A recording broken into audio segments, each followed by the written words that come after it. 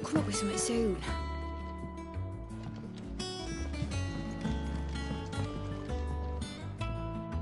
Mid.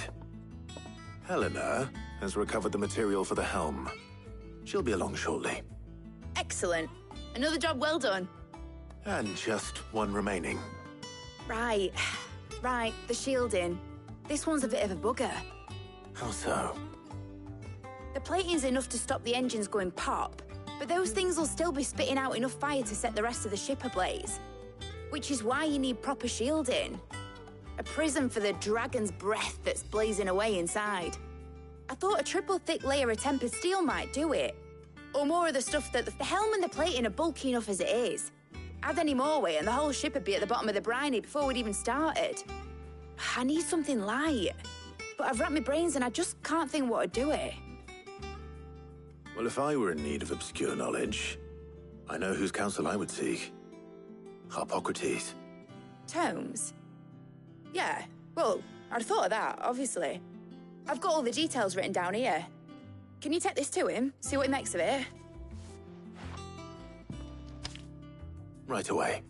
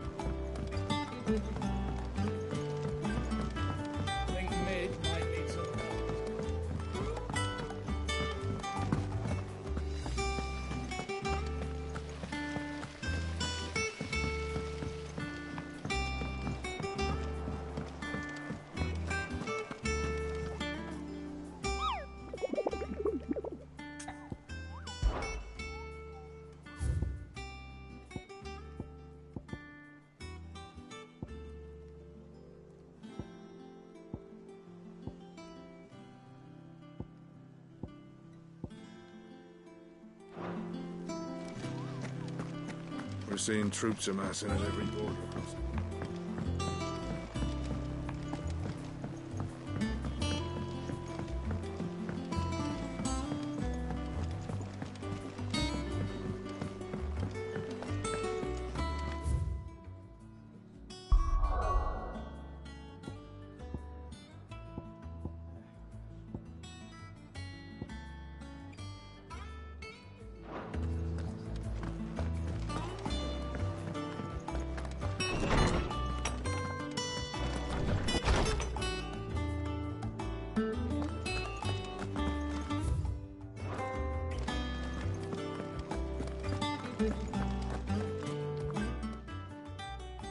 Harpocrates, do you have a moment?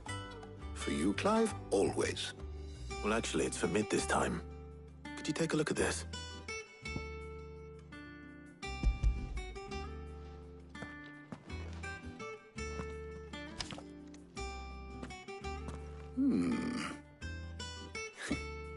Shielding for a mithril engine.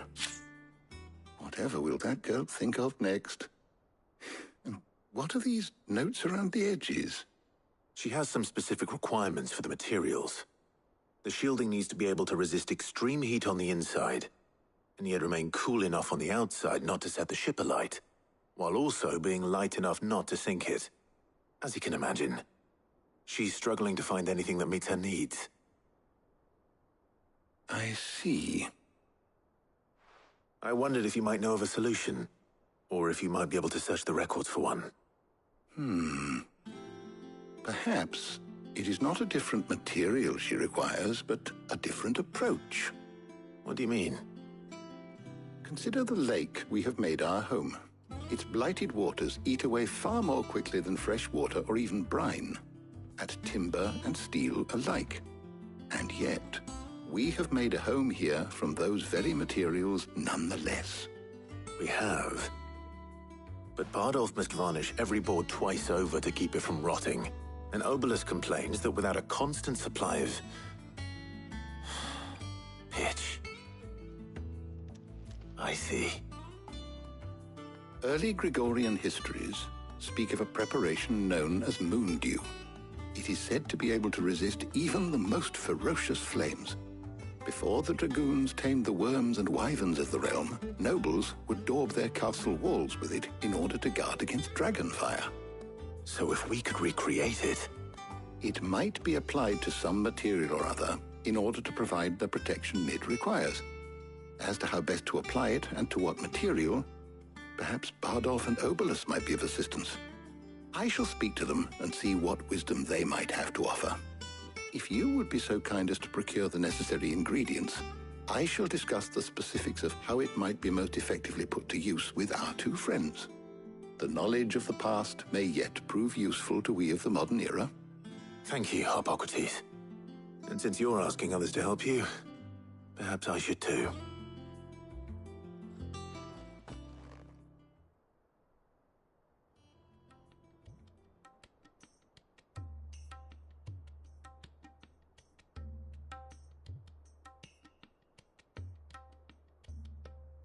So you need a hand, do you? We do. I'll be heading to market for the ingredients we need. I could do with some help. And some company, too. The other can assist me in researching how best to prepare the shielding itself. Can we count on your aid? Always. Well, if Jill's game. Thank you. I am sure either of these fine young minds would prove indispensable in my research. I leave the decision as to who will go with whom in your capable hands, Clive.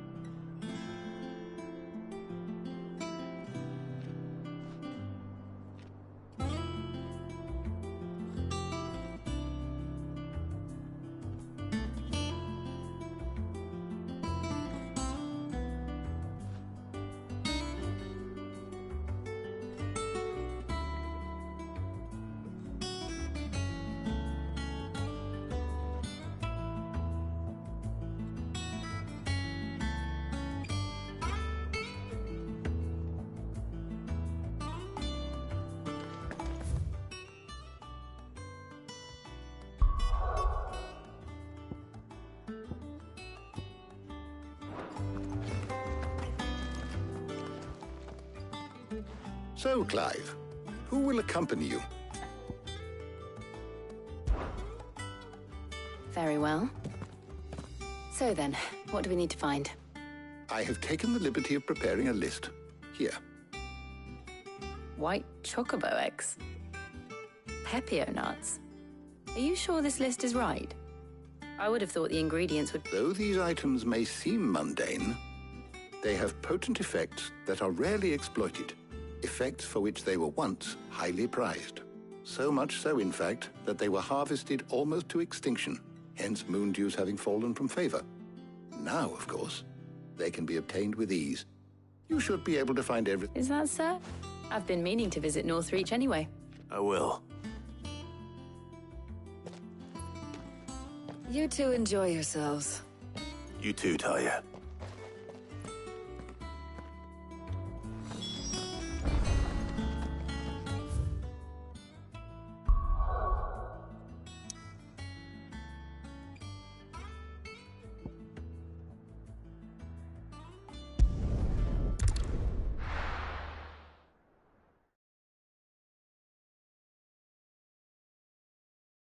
Now, where's Jill?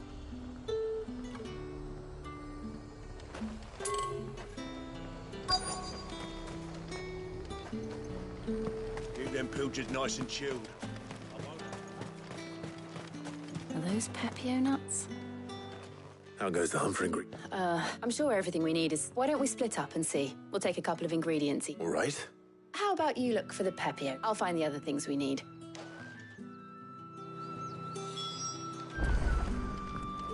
Up! You'll not find a bruised pippin in the bushel. Fresh cuts.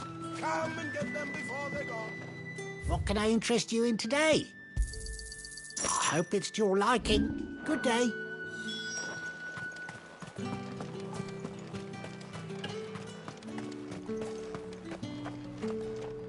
What do you want? Ain't? If that's what you want. Good riddance. That's everything. Let's see how Jill's getting on. Anyone supposed to afford that? All anyone ever wants anymore.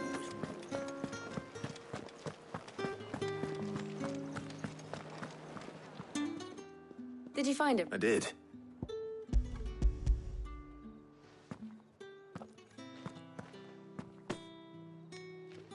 Garlic and pepper? Now all that remains is for Harpocrates to somehow turn all this into what Mid need. But before we head back...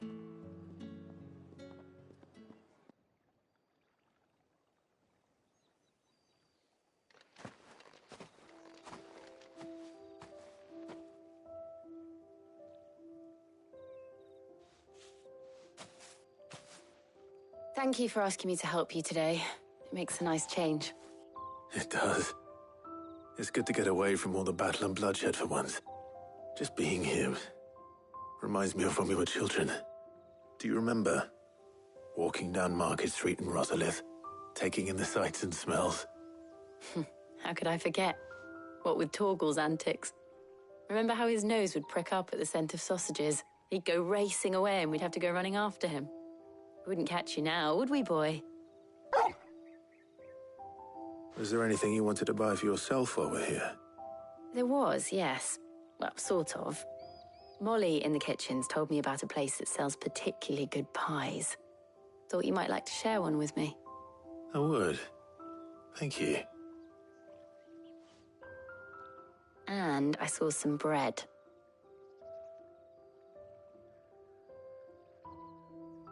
Big white cobs like the baker back in Rosalith used to make. What do you think? I thought we might get some soup to dip it in.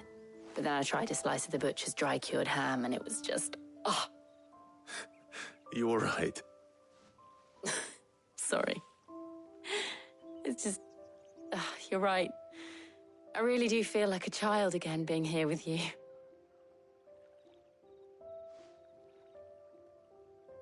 Clive. Is it wrong of me to enjoy this? No, Jill. This is how life should be. And it's how our lives will be when our work is finally done. When we can live on our own terms. I hope so. Thank you, Clive.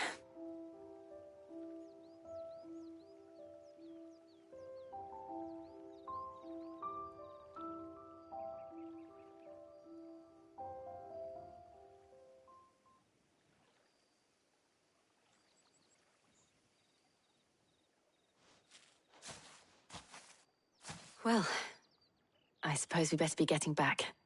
I need to give these ingredients to Harpocrates and Talia. I'll see you at the hideaway. Take care. I will. You too.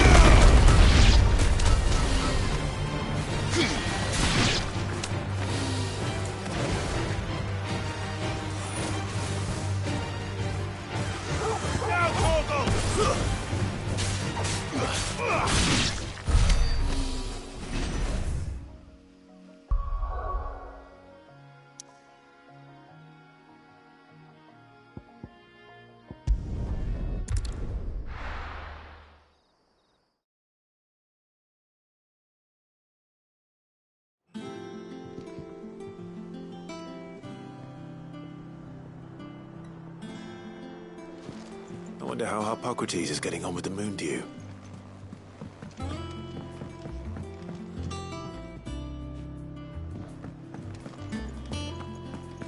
Oh, I'm never drinking.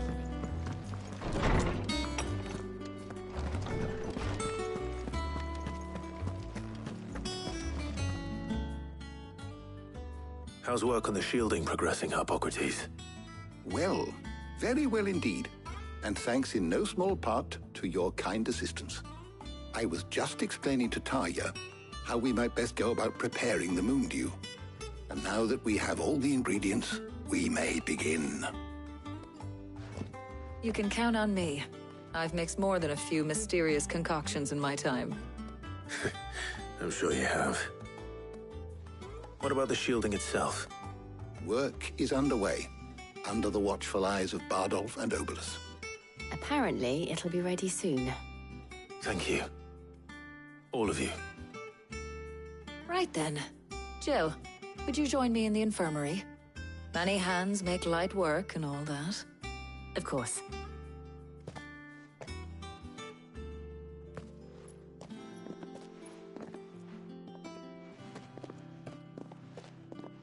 Oh, and Clive, thank you. It was nice just being with you.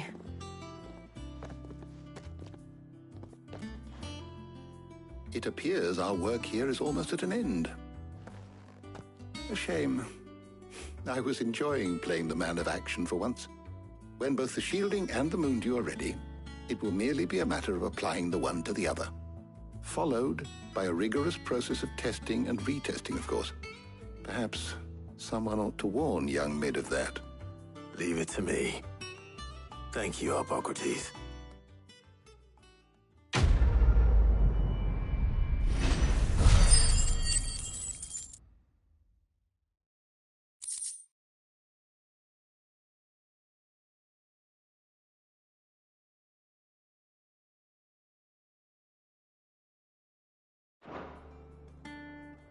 Well, I'd better go and give Mid the good news then.